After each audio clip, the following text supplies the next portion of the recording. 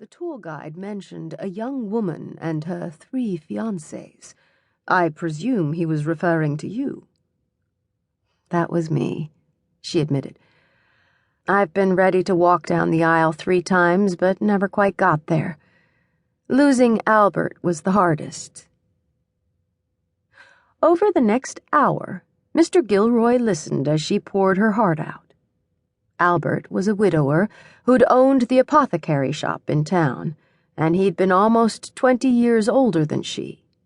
At first, he was reluctant because of the difference in their ages, but over time the affinity between them became impossible to deny, and they got engaged after only 3 months of courtship. Then Albert began having difficulty with his breathing. They'd thought it would pass quickly, but the lung specialist he'd consulted in the city had told him otherwise. Within 5 months, he was dead. Albert had been her 3rd fiancé, and in hindsight, the only one she'd truly loved. It had been more than a year since he'd died, but she still thought of him daily. And the other 2? How did they die? Mr. Gilroy asked gently. For a moment she was confused, but then she remembered Martin's ghoulish assertion that all her fiancés came to a bad end. They're both still alive, Sophie answered. But Roger Wilson is in prison and probably will be for at least another year. Roger had been her 2nd fiancé, and they'd become engaged when she was 22. He was a clerk at the bank, and she'd thought he would be a good father and provider.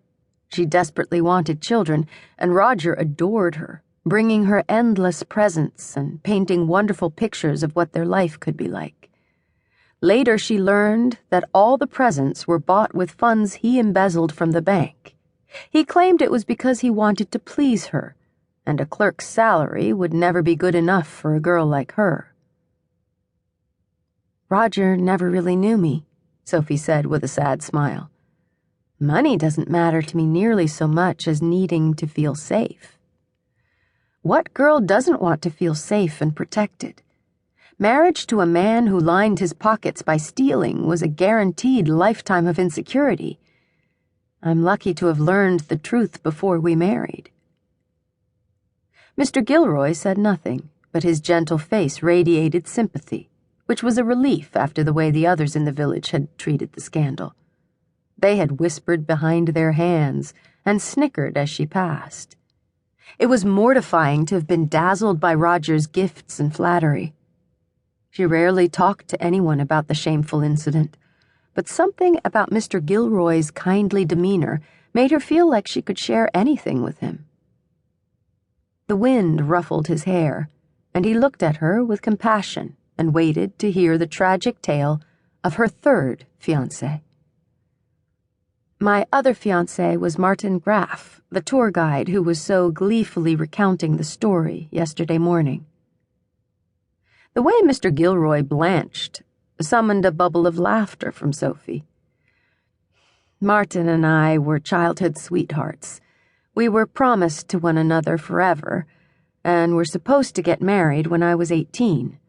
6 days before the wedding, he got cold feet and fled to New York City.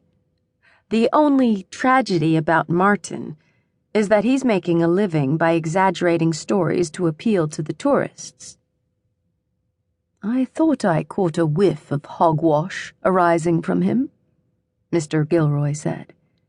She had to laugh at that. It was a lucky escape, although it hadn't felt so at the time. Sophie had always believed she was meant to be a wife and a mother, and she couldn't understand why God had given her this longing if she was to be forever disappointed. Her entire being churned with hope and the need to be useful.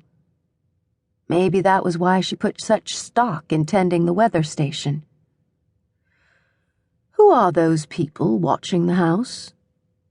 Sophie followed Mr. Gilroy's gaze. Nestled in a clearing on the edge of the property, a handful of artists had set up easels and were laying out supplies. Artists come here all the time to paint or take photographs. The way Mr. Gilroy scrutinized the